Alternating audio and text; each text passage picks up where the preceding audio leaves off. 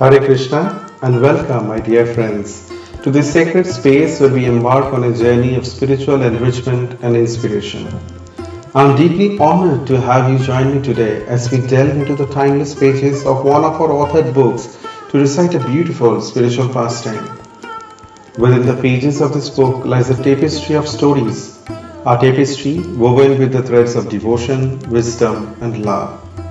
The pastime I am about to share holds a special place in my heart, and I believe it has the power to touch yours as well.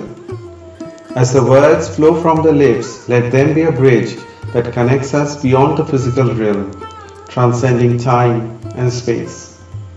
Let's remember that these stories are not just tales of the past, but living embodiments of eternal truths that resonate even today. Hare Krishna. In the soft twilight, on a verdant field near the majestic Govardhan hill, a captivating tale had unfolded. It is a tale of divine intervention and playful banter between Lord Krishna and his beloved gopis of Vrindavan, set against the backdrop of a formidable demon's failed attempt to harm the Lord. Arishtsura, a demon who had cunningly disguised himself as a bull, was dispatched by the nefarious king Kunda to eliminate Krishna. However, instead of achieving his wicked purpose, Arishtsura met his demise at the hands of the valiant Lord. Prior to this encounter, Krishna had been engaged in a cheerful conversation with his adoring girlfriends, the gopis. Yet, their joyous exchange was abruptly disrupted by the terrifying roars of the demon. Seeking solace from the harrowing experience, the gopis found themselves in a mischievous mood upon Krishna's approach.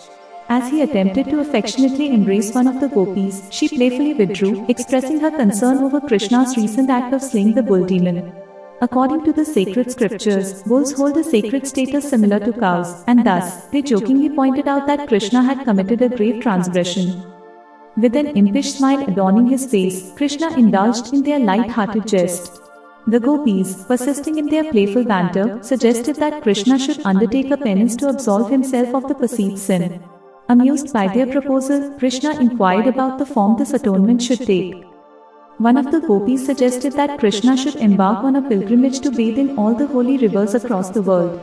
However, realizing the enormity of such a task, Krishna proposed an alternative solution. With a mischievous glint in his eyes, he announced his intention to bring the sacred rivers to their very location. Without delay, Krishna gracefully turned away from his companions, striking the ground with his heel, causing an opening to appear.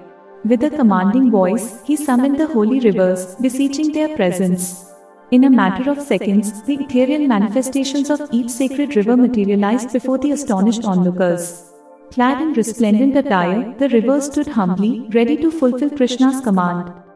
Despite their initial skepticism, the gopis were compelled to acknowledge the presence of the personified rivers as they introduced themselves one by one, revealing names such as Ganga, Yamuna, Saraswati, Saryu, Sona, and Sindhu.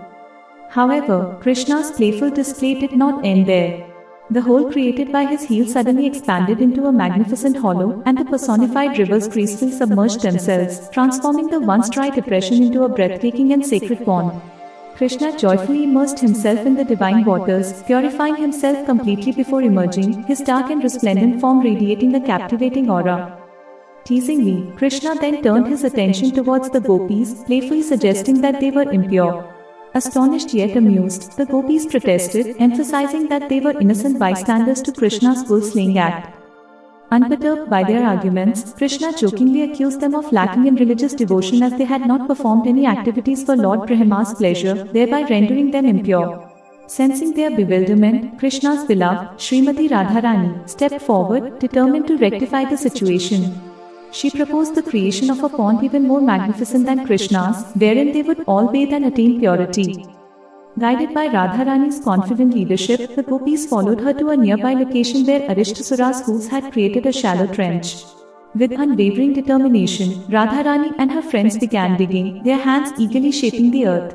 Astonishingly, within a mere hour, they had crafted a sizable hollow.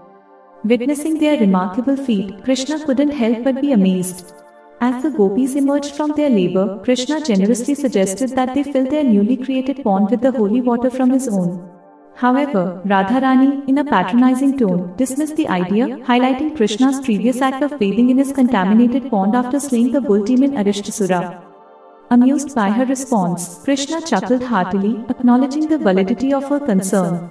Radharani then proposed an alternative solution, fetching water from the nearby Mansi Ganga lake to fill up her pond. Krishna recollected a time when he had conjured the holy Ganges river, making it miraculously appear as a lake. The lake was thus named Mansi Ganga, Ganges created by Krishna's mind, and was situated near the Govardhan hill. Desiring to spare Radharani and her companions the arduous task of carrying countless vessels of water from Mansi Ganga, Krishna gestured towards his pond. Suddenly, a representative embodiment of all the sacred rivers emerged from the depths of Krishna's pond. With tears welling in his eyes, the representative bowed before Radharani, his palms joined in reverence, beseeching her favor. The playful atmosphere transformed into one of solemnity as Radharani perceived the representative's genuine purpose. Rising from his knees, he humbly addressed her, expressing the river's desire to be united with her sacred pond. Their lives, he emphasized, would only find fulfillment in her presence. Moved by his earnest plea, Radharani graciously granted their wish, to the immense joy of her companions. In a spectacular display of devotion, the waters of Krishna's pond burst forth from its boundaries, cascading towards Radha Kunda, filling it with a resounding rush reminiscent of a monsoon downpour.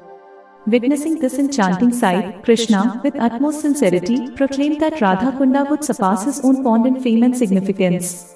He pledged to visit and revel in its hallowed waters, engaging in joyous water sports.